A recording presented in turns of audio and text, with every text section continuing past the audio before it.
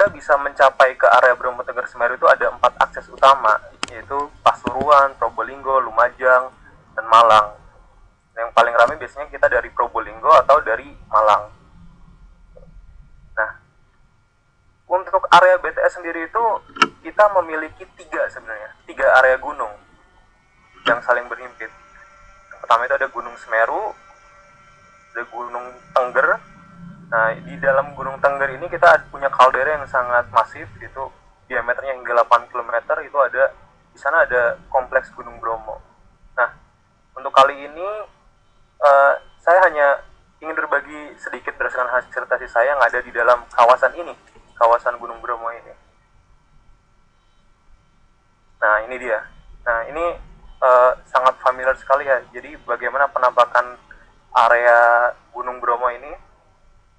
Nah, di Gunung Bromo ini sebenarnya itu terdiri dari setidaknya ada 5 gunung api yang dulunya pernah ada, yaitu ini ada Gunung Widodaren, Gunung Kursi, Gunung Segarawedi, Gunung Batok, dan Gunung Bromo yang terkenal. Nah, kelima gunung ini tuh kejadiannya tidak bersamaan. Jadi ada evolusi yang terjadi selama perkembangannya. Dalam catatan penelitian itu, dan ini hasil penelitiannya itu, jadi yang pertama kali muncul itu adalah Gunung Widodaren yang ada di sini. Nah, Gunung Widodaren ini kurang lebih itu umurnya masih sangat muda ya kalau dilihat secara geologi, yaitu sekitar 1800 tahun yang lalu ya baru muncul. Lalu disusul adanya Gunung Kursi yang menindih Gunung Widodaren, lalu muncul Gunung Segarawedi yang ada di tengah ini, lalu ada Gunung Batok, dan terakhir yang membentuk seperti sekarang ini kita lihat ada Gunung Bromo yang erupsinya itu cenderung aktif sampai saat ini.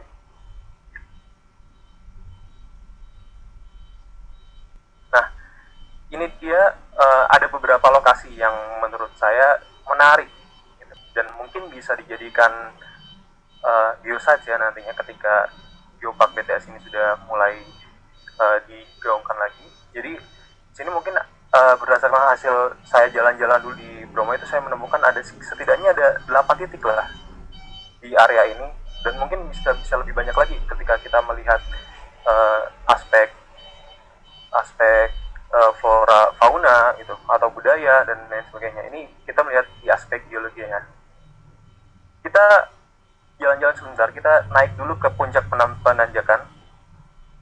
Puncak penanjakan ini, nah ini view dari puncak penanjakan seperti ini. Jadi di puncak penanjakan ini itu viewpoint yang paling terkenal. Kita mengharap ke arah timur, jadi ke arah sunrise ya. Jadi ini adalah spot yang paling populer. Jadi foto-foto kebanyakan dari sini kan. Jadi pengunjung target utamanya biasanya kan untuk mengunjungi Bromo itu ingin lihat sunrise ya. Itu spotnya berada dari sini. Ini saya mengambil gambarnya siang hari, jadi ya tidak indah ketika waktu pagi hari. Namun di sini udah kita bisa melihat bentang alam Bromo, Tengger, bahkan Semeru kita bisa lihat di sini tuh cukup jelas. Jadi dari sini kita bisa melihat semua keragaman geologi yang ada di kawasan Bromo ini. Nah, sebenarnya viewpoint yang ada itu bukan cuma ada di menanjakan, juga ada di B29 di Lumajang. Kalau di B29 viewpointnya cukup menarik, dan bahkan menurut saya lebih menarik daripada di penanjakan. Ini di area Pasuruan, sementara B29 ini dari arah Lumajang kita melihat ke arah barat. Nah, ini ke arah barat, dan ini sangat indah kalau nantinya kita melihat dari sini tuh ketika sunset seperti itu. Sini kita bisa melihat ini Cemoro Lawang, ini dinding kalderanya, dan ini ada Gunung Batok, ini Gunung Bromonya.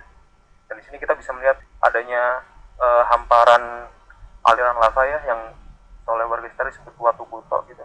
Nanti kita mau kunjungin tempat ini juga. Jadi viewpoint itu sebenarnya banyak. Kalau kita ingin kembangkan bisa nanti ada yang dari arah Malang, ada yang dari arah Lumajang seperti itu. Nah, untuk kali ini kita melihat viewpointnya dari dua tempat itu saja dulu sementara. Nah, selanjutnya kita ke arah bawah, kita turun, kita menuju ke Bukit Teletabis. Nah, Bukit Teletabis ini objek yang cukup terkenal juga ya. Nah, kalau dilihat ini kita melihat bukit-bukit yang mirip seperti yang ada di serial anak Teletubbies itu. Jadi bukit ini itu diinterpretasikan itu sebagai longsoran dari dulunya ketika pembentukan Gunung Widodaren itu longsorannya jatuh ke sini dan produk-produknya itu berkumpul di sini membentuk bukit-bukit yang akhirnya sekarang ditumbuhi sama rumput ilalang-ilang ini. Jadi kalau pemandangan ini lebih indah tuh sangat indah ketika sore hari karena kita ini sedang menghadap ke barat. Nah, kalau kita lihat juga ini waktu itu saya juga mencoba untuk ke arah sana, kita naik ke arahnya itu. Dari sini sangat terlihat indah sekali. Jadi ini kita bisa melihat dinding kaldera yang tingginya itu sampai 450 meter. Jadi dinding kaldera ini ada kaldera Tengger ya. Jadi ini bekas Gunung Tengger dulunya.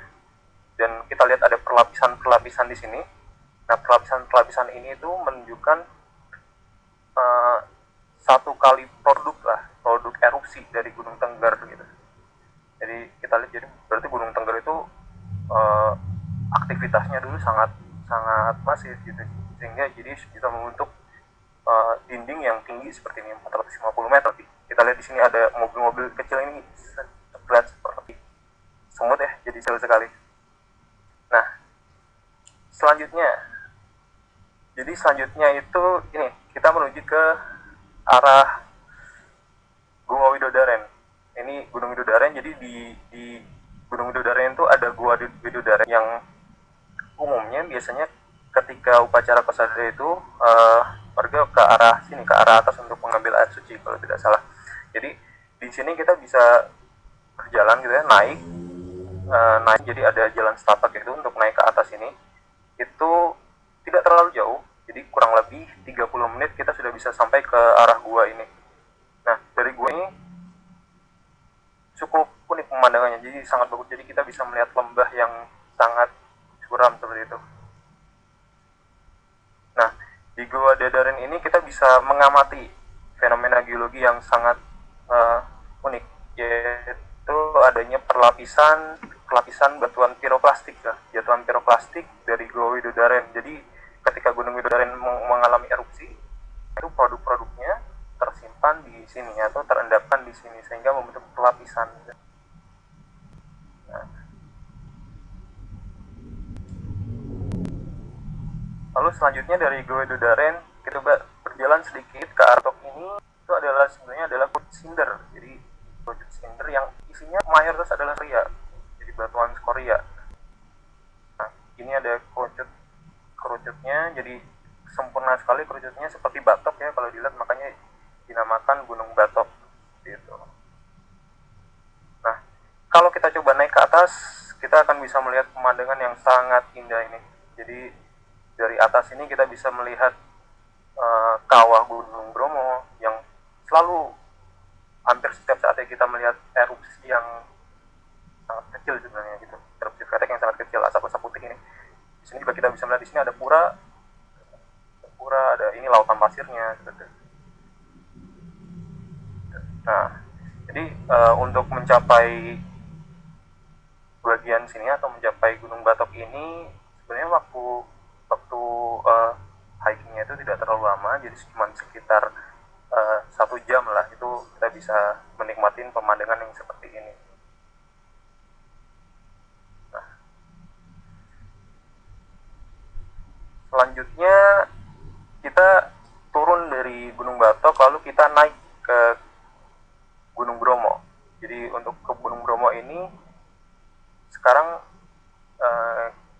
kita bisa melihat bagaimana besarnya kawah ini. Jadi kawah Gunung Bromo ini selalu mengeluarkan awan putih ini, asap putih ini menandakan bahwa hingga saat ini dia sedang aktif gitu. Nah, untuk mencapai sini itu sebenarnya sangat mudah karena di Bromo itu sudah ada tangga. Jadi kita bisa menaiki anak tangga sehingga kita bisa sampai di tepian dari Gunung Bromo ini.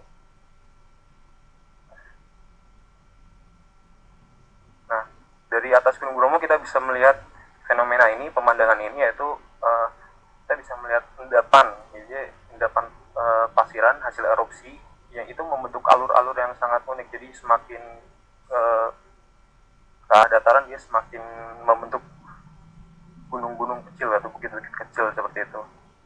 Ini akibat oleh erosi air hujan. Kalau dilihat ini sangat indah lah.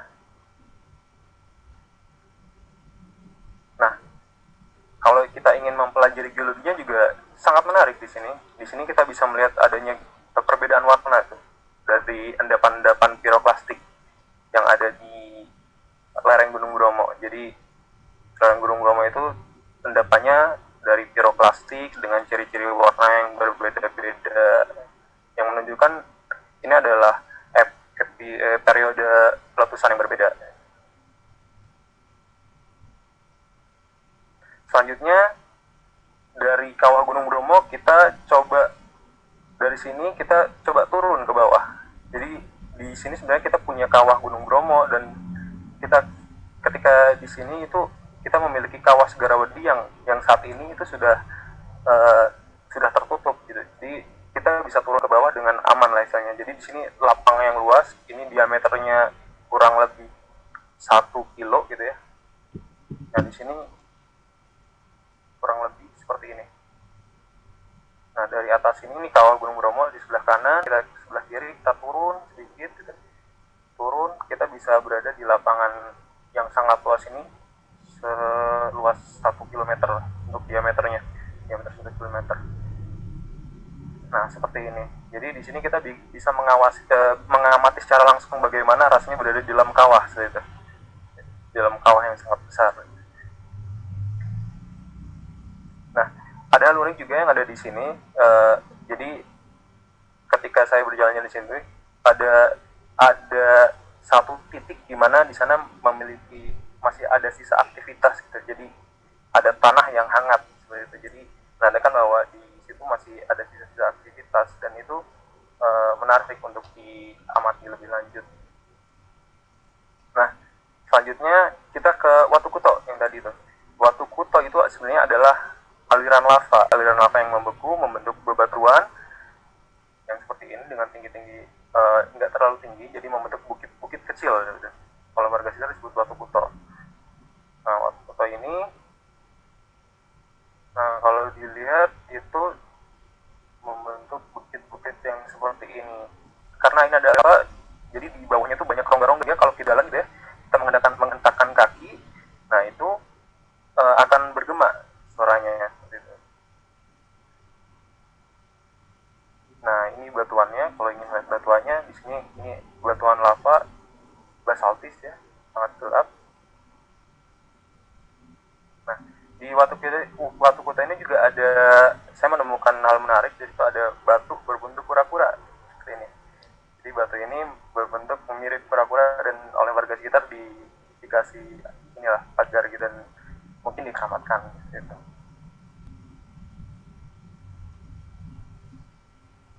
Itu tadi titik-titik yang mungkin bisa dijadikan bahan untuk memperkaya Bromo Tengger Semeru. Kalau kita lihat mundur lagi ke belakang, sebenarnya wilayah yang sudah dikunjungi tadi itu cuman area ini saja, dalam kotak kecil ini saja.